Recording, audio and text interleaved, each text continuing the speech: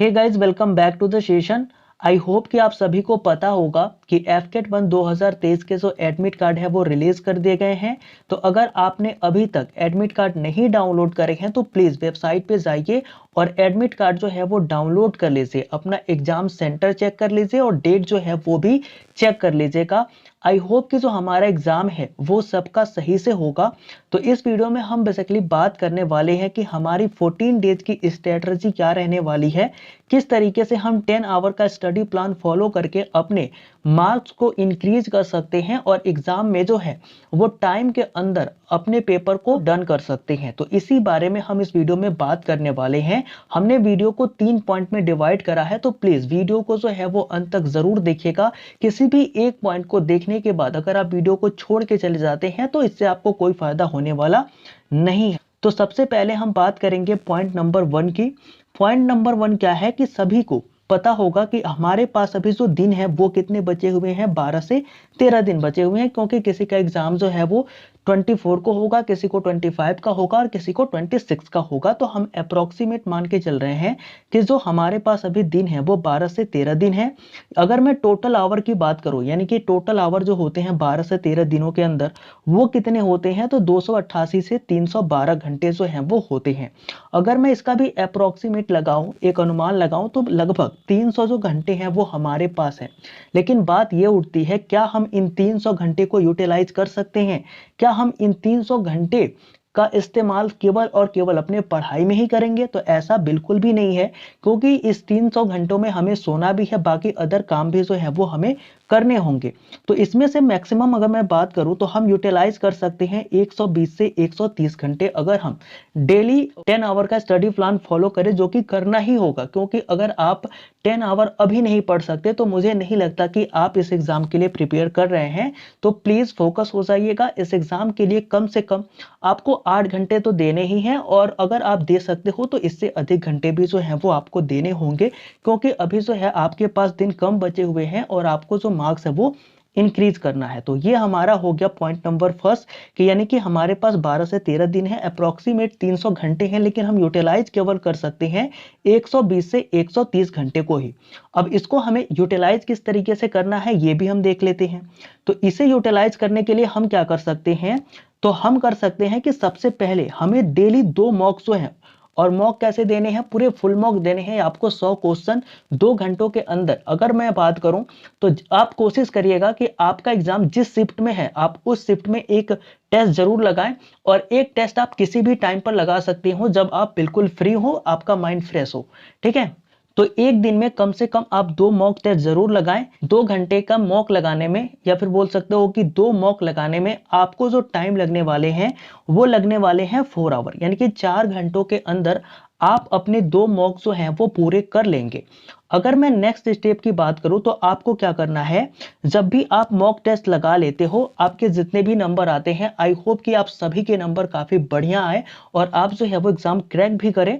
लेकिन फिर भी आपके जितने भी नंबर आए, मान लो आपके 200 प्लस नंबर आ रहे हैं, 180 प्लस आ रहे हैं, 190 प्लस आ रहे हैं, तो भी क्या करना है, आपको अपने मॉक टेस्ट को एनालाइज करना है। ऐसा नहीं करना है कि आप अपने मॉक टेस्ट को एनालाइज नहीं कर रहे हो। ये जो स्टेप है वो आपको फॉलो करना है। ये सभी टॉपर जो है वो फॉलो करते हैं, सारे स्टूडेंट जो है फॉलो करते हैं, तो आप इसे नहीं छोड़ सकते। आपको भी अपना मॉक टेस्ट जो है वो एनालाइज करना होगा। ये हम एनालाइज क्यों करते हैं उसको भी हम देख लेते हैं। तो इसे एनालाइज करने का जो हमें फायदा होता है वो ये होता है कि हमें अपने वीक एरियाज और स्ट्रॉन्ग एरियाज का जो है वो पता चल जाता है, फिर उसके अकॉर्डिंगली हम काम करते हैं। तो पॉइंट नंबर 3 क्या होता है कि after analysing your mock test, यानी कि जब भी आप अपने मॉक टेस्ट को एनालाइज करते हो तो आपको क्या होगा, आपको आपके वीक एरियाज और स्ट्रॉन्ग एरियाज क्या है इसके बारे में आपको पता चल जाएगा। और अगर मैं बात करूं तो मुझे जहां तक लगता है कि अगर सही से, जैसे कि मैं एक एवरेज बंदे का लेकर के चल रहा हूं, अगर एक एवरेज स्टूडेंट जो है वो अपना मॉक टेस्ट एनालाइज करेगा तो उसको मैक्सिमम 1 आवर लगने वाले हैं, यानी कि अधिक से अधिक 1 घंटे के अंदर वो अपने मॉक टेस्ट को किसी भी तरीके से एनालाइज कर लेगा। तो जब आप मॉक टेस्ट एनालाइज कर लोगे तो उसके बाद आपको क्या करना है, work upon your weak areas, आपको आपके वीक एरियाज पे काम करना है। और यदि आपको डिफिकल्टी होती है, आपको प्रॉब्लम होती है कॉन्सेप्ट में, तो सबसे पहले क्या करना है कि आपको आपके कॉन्सेप्ट जो होंगे उनको क्लियर करना है और बिना कॉन्सेप्ट क्लियर किए आप एग्जाम हॉल तक नहीं जाएंगे। ये आप अपने दिमाग में इस बात को डाल लीजिएगा कि अगर आपको किसी भी कॉन्सेप्ट में कोई भी डिफिकल्टी होती है, कोई भी प्रॉब्लम होती है, तो सबसे पहले आपको उस कॉन्सेप्ट को समझना है, जानना है, उस कॉन्सेप्ट के ऊपर एक दो क्वेश्चन प्रैक्टिस करने हैं ताकि वो जो कॉन्सेप्ट है वो आपका क्लियर हो जाए। जब आपका कॉन्सेप्ट क्लियर हो जाए तो फिर आप जो है वो दूसरे मॉक टेस्ट के लिए जा सकते हैं। अगर मैं बात करूं तो ये सब करने में जो है वो आपको एटलीस्ट 2 से 3 घंटे लग जाएंगे। मान लिया कि आपने एनालाइज किया, उसमें आपका 1 आवर जो है वो चला गया, उसके बाद आपके कुछ वीक एरियाज होंगे, उसको आपने साइड किया, फिर वीक एरियाज के ऊपर आपने वर्क किया, तो इसके ऊपर आप 2 से 3 घंटे दे सकते हैं।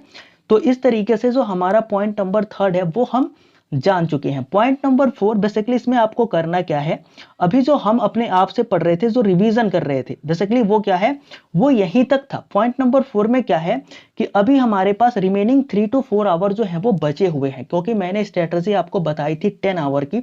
तो जोड़िएगा कि 4 आवर हमारे मॉक टेस्ट में चले गए, 1 आवर जो था यानी कि 1 आवर जो था हमारा वो किस में चला गया, मॉक टेस्ट को एनालाइज करने में चला गया, और 2 से 3 आवर जो हमारे थे वो किस में चले गए, हमारे जो कॉन्सेप्ट रह गए थे या फिर जो कॉन्सेप्ट क्लियर नहीं थे उनको हमने क्लियर किया। अभी जो हमारे पास रिमेनिंग आवर है वो है 3 to 4 आवर।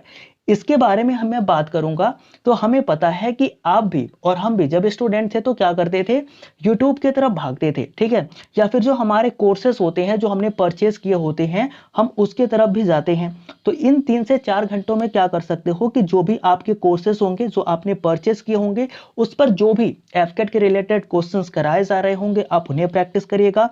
यूट्यूब पर भी जो भी आपको क्वेश्चन जहां से भी मिले उनको प्रैक्टिस करिएगा। और नेक्स्ट एंड लास्ट जो है वो ये है कि मैराथन सेशंस वो आप अटेंड करते ही हैं। बिना मैराथन सेशन अटेंड करे आप एग्जाम में नहीं जाते, ये मुझे भी पता है।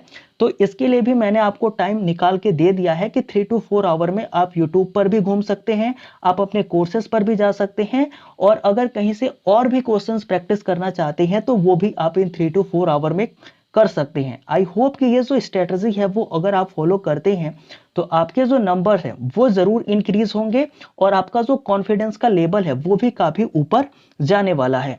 तो यहां तक आपने सेशन देखा, आई होप कि आपको सेशन पसंद आया हो। तो thank you for attending the session. If you like the session please do like the session and do share with your friend and do subscribe our channel also. तो अगर video अच्छी लगी हो तो प्लीज लाइक शेयर और subscribe जो है वो कर दीजिएगा। एक छोटा सा कमेंट भी जरूर कर दीजिएगा कि आपको सेशन कैसा लगा। और नीचे जो है वो डिस्क्रिप्शन बॉक्स में हमारे सोशल मीडिया के लिंक दिए हुए हैं, तो आप वहां पर भी फॉलो कर सकते हैं, हमारे साथ जुड़ सकते हैं। तो मिलते हैं नेक्स्ट वीडियो में, तब तक के लिए जय हिंद।